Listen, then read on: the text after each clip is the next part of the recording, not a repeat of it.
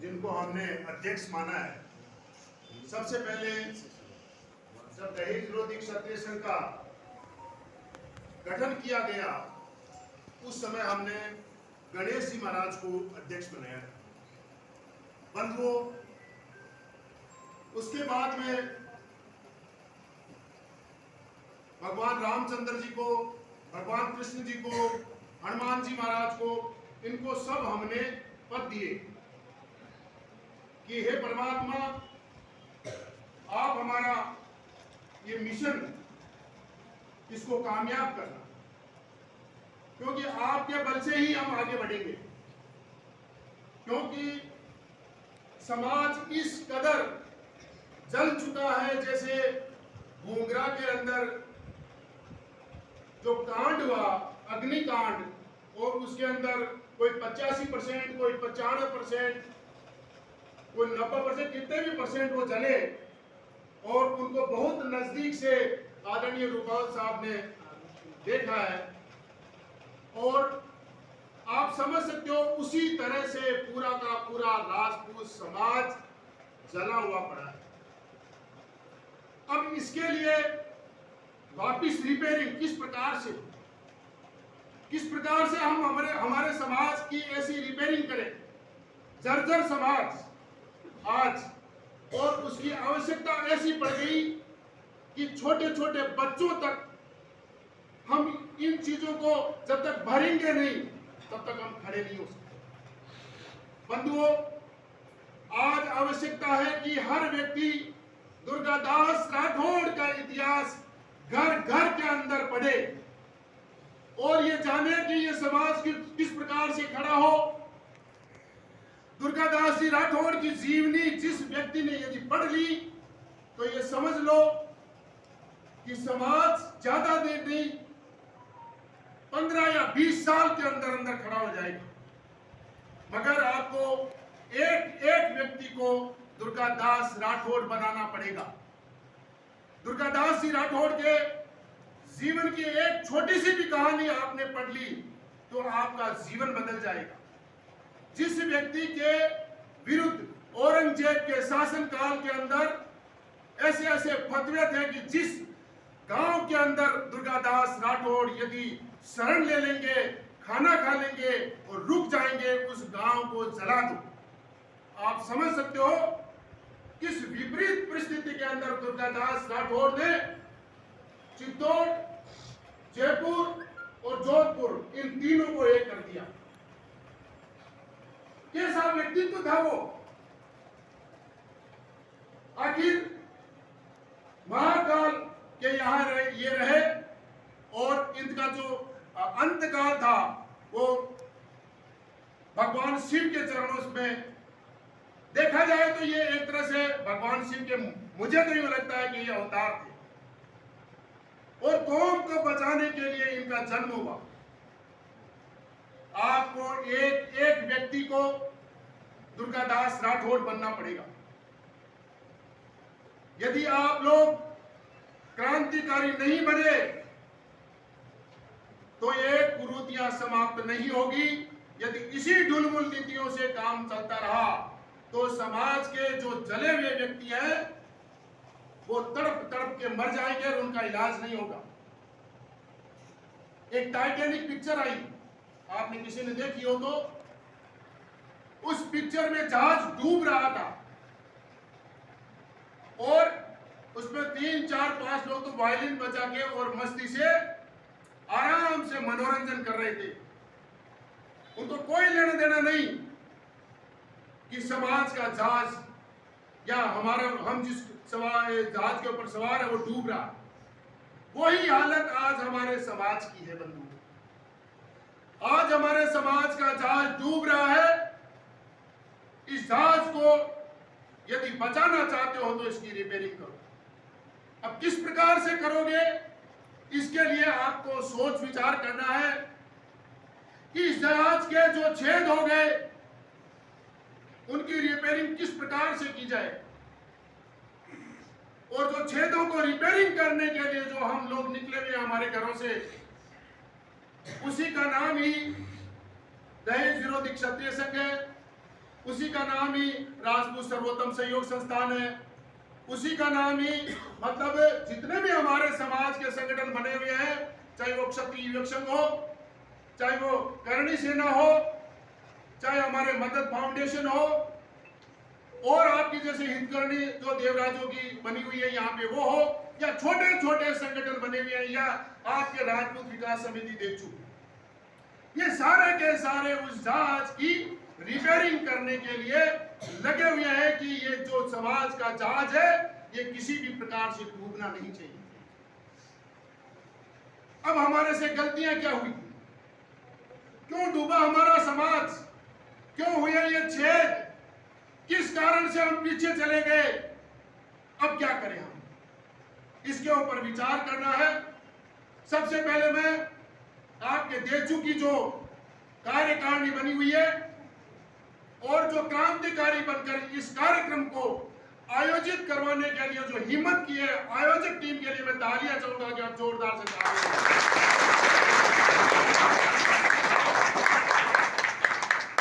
बंधुओं, कार्यक्रम वहां होते हैं जहां पर क्रांतिकारी बनके लोग छाती ठोक के समाज के उस जहाज की रिपेयरिंग करने के लिए मैदान में उतरते हैं। जब तक आप इस जहाज का इलाज किसी भी प्रकार से यदि नहीं कर पाओगे, हमें डूबना पड़ेगा।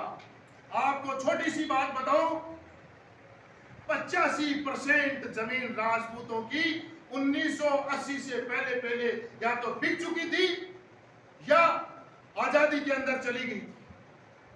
85% जमीन, और हम इतने बहम में थे कि हमारे पास में बड़े बड़े मतलब राजा हैं, महाराजा हैं, जागीरदार हैं, हमारे पास में इतनी जमीन है कि हमारे पास में कोई कमी नहीं है। हमारे बुजुर्गों ने गर्दनें कटवाई हमारे लिए कि आने वाली पीढ़ियां उनके पास में 100 बीघा, 200 बीघा, 500 बीघा तो कम से कम 1000 साल या 2000 साल या 5000 साल बाद में भी होनी चाहिए, मगर उनका ख्वाब मुझे लगता है कहीं अधूरा रह गया। और ये अभी जो स्थितियां और परिस्थितियां हम देख रहे हैं, जो हमने जहाज में छेद किए हैं, वो सारे के सारे यूं लग रहा है कि हमें डूबना पड़ेगा। कभी हमने कंपटीशन करके, प्रतिस्पर्धा करके मृत्यु भोज किया, कभी हमने अमल का नशा इतना बढ़ाया कि आज स्थितियां और परिस्थितियां ऐसी हो गई पूरे के पूरे समाज की कि इस रावण रूपी इस नशे को हम बंद कैसे करें। शराब को हमने इस प्रकार से ऊपर चढ़ा दिया कि इतना महिमा मंडन किया जाता है शराब का कि छोटे छोटे बच्चे यदि उन वीडियो को देख ले तो जवानी के अंदर शराब ही पिएंगे और कुछ नहीं पी सकते।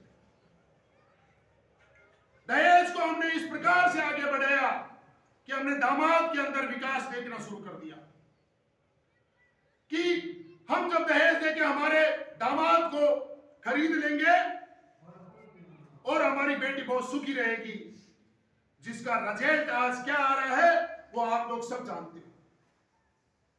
1 करोड़ की शादी बिगड़ रही है, 50 लाख की शादी भी बिगड़ रही है, और हम सोच रहे हैं कि 1 करोड़ दे दिए तो हमारी बेटी बहुत सुखी रहेगी। तो फिर क्या हुआ,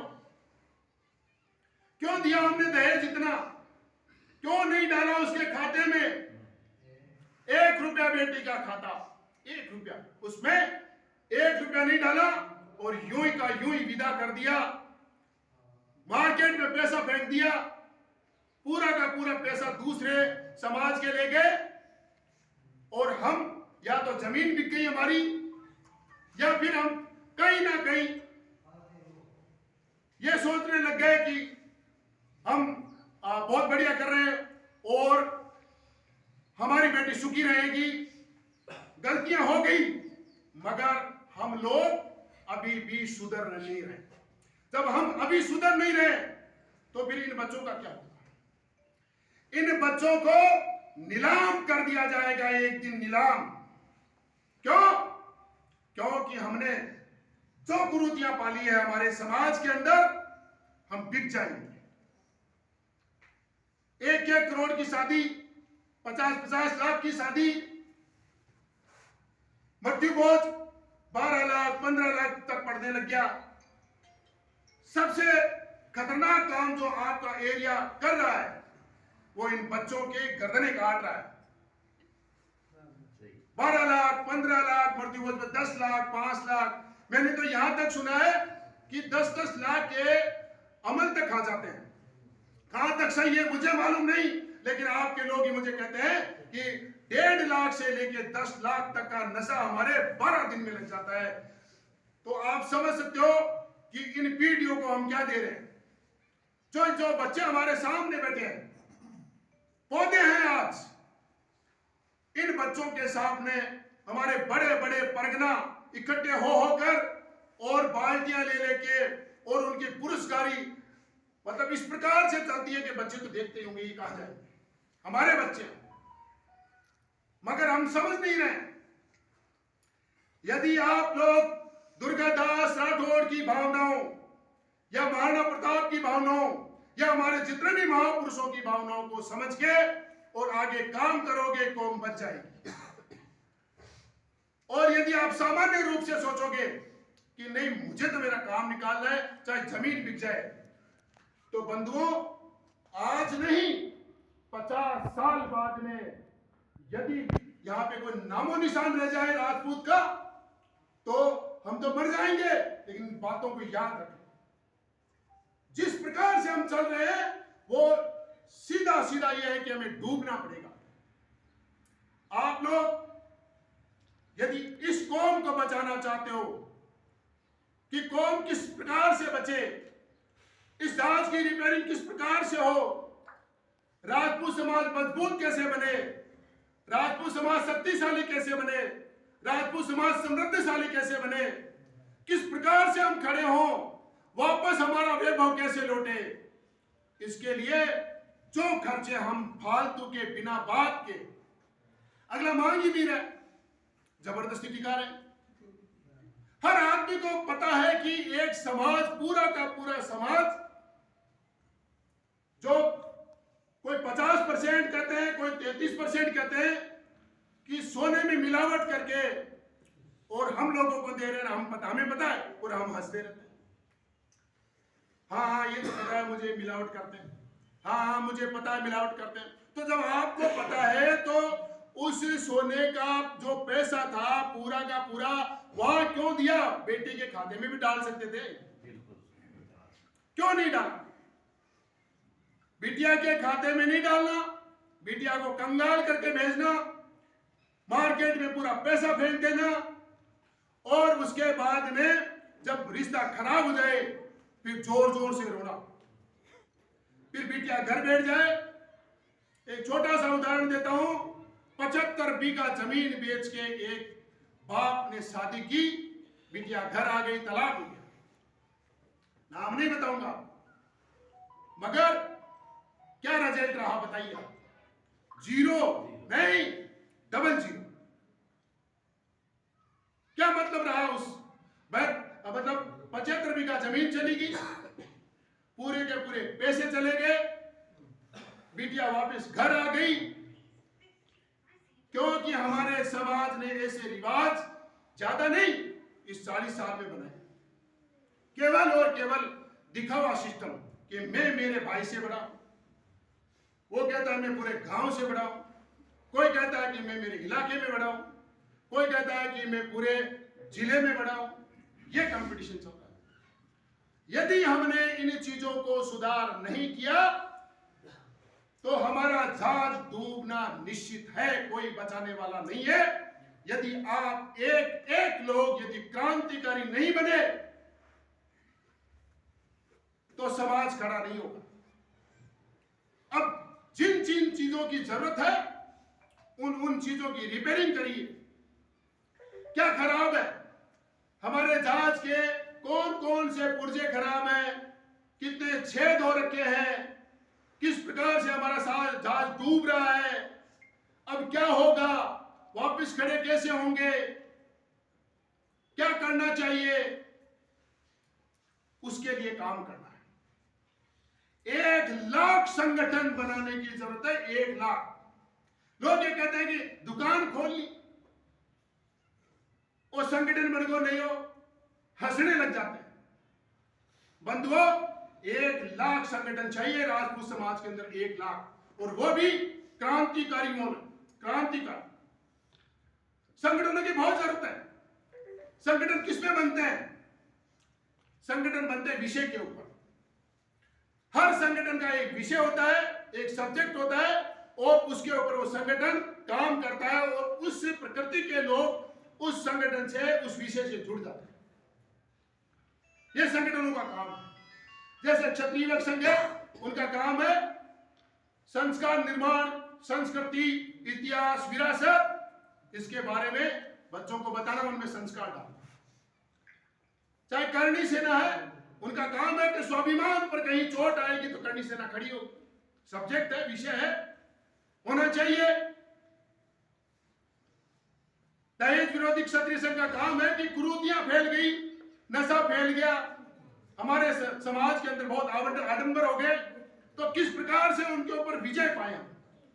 एक विषय लेके चल रहे हैं। लोग सोचते हैं दहेज विरोधी, अरे यार दहेज को विरोधी है, विरोधी नहीं है, डाइवर्ट कर रहे हैं। आपके पास में पैसा है तो आप उस पैसे को डाइवर्ट भी तो कर सकते थे, उस पैसे को ऐसी बिल्डिंग भी तो बना सकते थे, समाज को भी तो पैसा दे सकते थे, समाज के कोई हॉस्टल में दे सकते थे, समाज के को जिम में दे सकते थे। हमारे राजपूतों के हर गांव में जिम नहीं बन सकता क्या? दौड़ने का ट्रैक नहीं बन सकता? धर्मशालाएं नहीं बन सकती क्या? क्या नहीं बन सकता इन पैसों से? मात्र 10% रुपए अपने जेब से निकाल के और समाज में देना चाहिए। 10% मत दो, 2% दे दो, 2% ही मत दो, 1% दे दो। देखे तो देखो, यदि आपकी देचू की पूरी तहसील में लाखों राजपूत हैं और वो यदि रोजाना का 1 रुपया देते हैं तो भी ऐसी 10 बिल्डिंगें बन जाए। 10 सार्वजनिक जो बिल्डिंगें बनाने के लिए यदि हम अभी भी कमर कस लें कि हम स्कूलें बनाएंगे, कॉलेज बनाएंगे, नर्सिंग स्कूलें बनाएंगे, बड़ी बड़ी अकेडमियां बनाएंगे, बड़े बड़े ट्रैक बनाएंगे, जिम बनाएंगे, धर्मशालाएं बनाएंगे, विवाह स्थल बनाएंगे, या जो भी कोई हमारे जरूरत की चीजें हैं वो सारी की सारी यदि हम बनाएंगे, हम खड़े हो जाएंगे। मगर हमने व्यक्तिगत विकास करने का निर्णय ले लिया कि हम तो व्यक्तिगत विकास करेंगे। भाई जाए बाढ़ में, गांव जाए बाढ़ में, तहसील, जिला और राज्य जाए बाढ़ में, मैं बिल्कुल ठीक हो रहा हूं, मेरा सही होना चाहिए, मैं किस प्रकार से आगे बढ़ूं, मेरा मकान कैसा हो। ये सारी की सारी गड़बड़ और पूरी की पूरी यहां खराब हो रही है। जब तक आप इन बारे में या इन विषयों पे नहीं सोचोगे, समाज खड़ा नहीं होगा। समाज को खड़ा करने के लिए भावनाएं चाहिए, अंदर से मजबूती लाओ। मानता हूं बेटियों की शादियों के अंदर मजबूरियां होती है और मान और सम्मान के लिए कुछ ना कुछ करना पड़ता है बाप।